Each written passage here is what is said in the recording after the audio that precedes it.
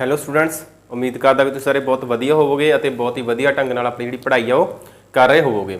ਸੋ ਅਸੀਂ ਕਰ ਰਹੇ ਹਾਂ ਕਲਾਸ 10th ਚੈਪਟਰ 6 ਟ੍ਰਾਇੰਗਲਸ ਤ੍ਰੈਭੁਜ ਐਕਸਰਸਾਈਜ਼ 6.3 ਦਾ question number 11th। So question number 11th ਦੇ ਵਿੱਚ ਆਪਣੇ ਕੋਲ ਕੀ ਹੈ ਕਿ ਕਿਸ ਤਰ੍ਹਾਂ ਦੀ ਫਿਗਰ ਜਿਹੜੀ ਉਹ ਤੁਹਾਡੇ ਕੋਲ ਦਿੱਤੀ ਗਈ ਹੈ। ਸੋ ਜਿਸ ਦੇ ਵਿੱਚ ਸਾਨੂੰ ਗਿਵਨ ਦਿੱਤਾ ਹੋਇਆ ਹੈ ਤ੍ਰੈਭੁਜ ABC ਸਮ ਦੋ ਭੁਜੀ है। सो जी त्रिभुज ABC है समदोभुजी है। समदोभुजी का मतलब असीं गल करिए कि साडे कोल एक आइसोस्केल्स ट्रायंगल जिहड़ी साडे कोल है। हुण उस तो बाद साडे कोल एक AD जिहड़ा लंब है, AD लंब देखो AD किते लंब आ रहा है BC ते, BC ते दिता होया है ते नाल ही साडे कोल EF एक लंब दिता गया है। सो ये देखो जो लंब है साडे को कहते हैं AC ते। सो जो सिद्ध करने सानू कहा गया है वो है साडे कोल त्रिभुज ABD समरूप है त्रिभुज ECF।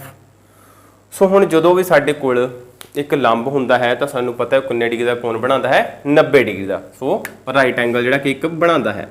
सो ये साडे कोल 90 डिग्री बनता है। सो ध्यान नाल समझो जो भी साडे कोल इस तरह कोई लंब हुंदा है तो वो एक साइड ते 90 नहीं दोवां पासों ते 90 डिग्री का जिहड़ा कोण है वो बना दिंदा है। सो हुण साडे कोल गल किहदी कीती जा रही है ABD अते ECF दी। सिर्फ ते सिर्फ असीं फोकस किते करना है इन्हां दोवें ही त्रिभुजां ते। आइसोस्केल जां समदोभुज दा सानूं पता है कि जिस त्रिभुज दीआं दोवें साइड साडे कोल दो साइड बराबर होण जां टू साइड्स इक्वल होण तां उसनूं असीं आइसोस्केल जां समदोभुज त्रिभुज कहंदे हां। सो जिस तरह साडे क्वेश्चन दे विच साडे कोल AB अते AC जिहड़ियां वो बराबर दित्तियां गईयां हन। AB बराबर है AC। सो हुण असीं अपनी सोल्यूशन दे विच लवांगे त्रिभुज ABD अते त्रिभुज ECF विच।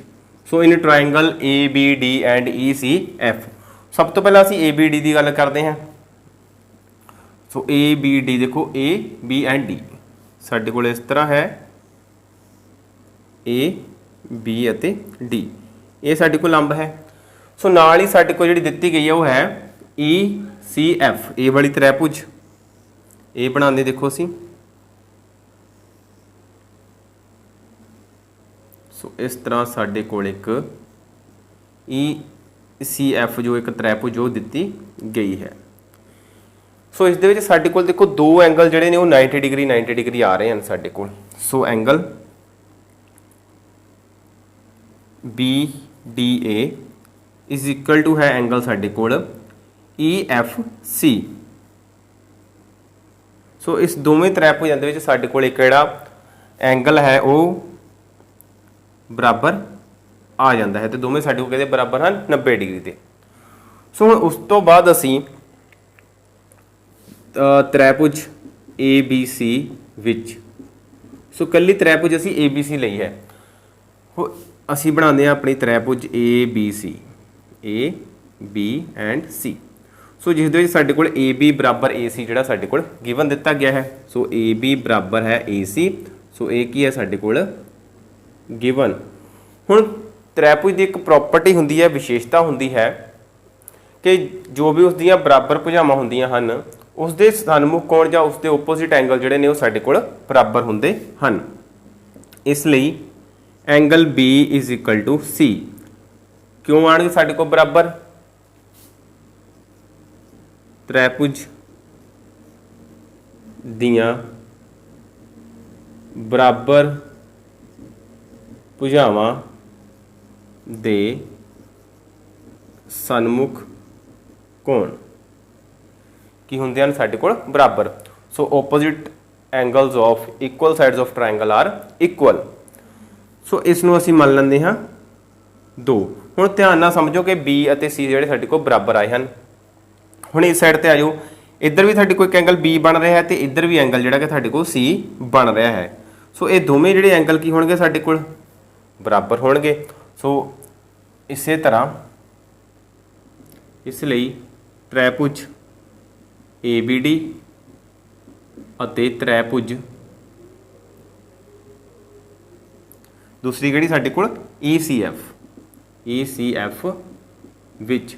हुण देखो जिस तरह BC असीं इहदे विच बराबर कीते हैं उस तरह ही साडे कोल ABD अते ECF दे विच भी साडे कोल दोवें एंगल जिहड़े वो बराबर आणगे। सो किस तरह DBA जां एंगल ABD लिख लैंदे असीं, एंगल ABD। सो बराबर किहदे एंगल इस दे विच देखो साडे कोल ECF हुण ये भी देखो साडे कोल जिहड़ा एक कोण है वो बराबर जिहड़ा वो आ जांदा है। ठीक है, ध्यान नाल समझो। हुण एंगल B इधर भी देखो कि साडे कोल एंगल B इत्थे ही बन रहा है जिस तरह साडे कोल इधर ABD दे विच बन रहा है। हुण एंगल C की गल करिए तो देखो इस तरह साडे कोल एंगल CA बन रहा है। सो इनू इधर थोड़ा बढ़ा देंगे, साडे कोल इत्थे पॉइंट है E, B इत्थे है D, इत्थे है C। सो एंगल C तो C ते फिर रह गया उत्थे ही। इसका मतलब कि एंगल C अते B दोवें साडे कोल की हन बराबर हन। सो इसनू मानते असीं 3, इसलिए त्रिभुज ABD समरूप होएगी त्रिभुज ECF दे। कसौटी किहड़ी लगेगी साडे को, समरूपता त्रिभुज दी AA कसौटी तो। सो साडे को क्राइटेरिया किहड़ा लग गया सिमिलैरिटी ऑफ ट्रायंगल का, ये जो क्राइटेरिया साडे कोल वरत्या जांदा है। हुण सानूं ये पता है जो साडे कोल दो एंगल त्रिभुज दे बराबर होंदे हैं तो उसका तीसरा एंगल भी बराबर होंदा है। सो साडे कोल इस दे जिहड़े कोरसपोंडिंग एंगल्स ने दोवें त्रिभुज आंदे वो की आंदे हन बराबर आ जाते हैं। सो जिस करके दोवें त्रिभुज साडे कोल की हो जाते हैं समरूप हो जाते हैं। सो फिर असी एक बार थोड़ा जिहा क्वेश्चन फिर देखते हैं। सो क्वेश्चन साडे कोल कोई भी गिवन दिता होवे ज्योमैट्री दे विच जिस तरह का भी मर्जी होवे, सिर्फ जो तुहानूं प्रूव करन नूं किहा है जां जो गिवन दिता है सिर्फ तुसीं फोकस जिहड़ा करना है सिर्फ गिवन एंड प्रूफ ते ही करना है। सो प्रूफ च जो भी सी साडे कोल त्रिभुज असीं दोवें त्रिभुज लए तां सारी दी सारी पिक्चर जिहड़ी साडे सामने निकल के शो हो जाती है कि एक एंगल सेम है, दूसरा B अते D भी पे हन, वो भी एंगल साडे कोल बराबर हन क्योंकि साडे कोल त्रिभुज दीआं दो भुजावां बराबर हन AB अते AC। सो उसके ओपोजिट एंगल B अते CC दोवें साडे कोल जिहड़े बराबर आणगे। सो उम्मीद करदा ये क्लास जिहड़ी तुहानूं समझ लग गई होवेगी। सो वध तों वध बच्चों तक शेयर करो तां जो असीं वध तों वध बच्चों की सहायता कर सकीए। सो थैंक यू, मिलते हैं नैक्सट क्लास दे विच नैक्सट क्वेश्चन दे नाल।